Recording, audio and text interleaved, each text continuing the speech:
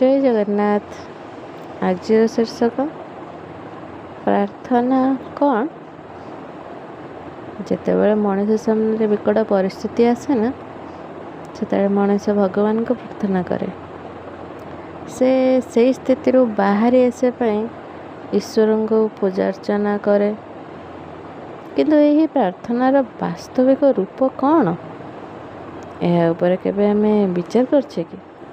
ପ୍ରାର୍ଥନାର ଅର୍ଥ ହେଉଛି ନିଜର ସମସ୍ତ ଆଶଙ୍କା, ଶଙ୍କା, ଚିନ୍ତା, ଆଶା, ସଂକଳ୍ପ, ବିକଳ୍ପ, ଯୋଜନା ଈଶ୍ୱରଙ୍କ ପାଦ ତଳେ ରଖିଦେବା। କର୍ମର ଫଳ କ'ଣ ହେବ ଏହା ଚିନ୍ତା ନ କରି ଧର୍ମ ଅନୁରୂପ କର୍ମ କରିବା ଉଚିତ।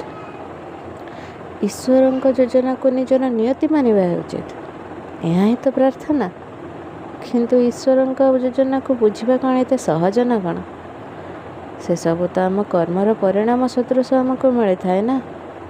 ଯଦି କେହି ସେହି ପରିଣାମକୁ ଦୃଷ୍ଟି କରି କର୍ମକୁ ହିଁ ପରିତ୍ୟାଗ କରିଦିଏ, ତାକୁ କ'ଣ ପ୍ରାର୍ଥନା କୁହାଯାଇପାରେ?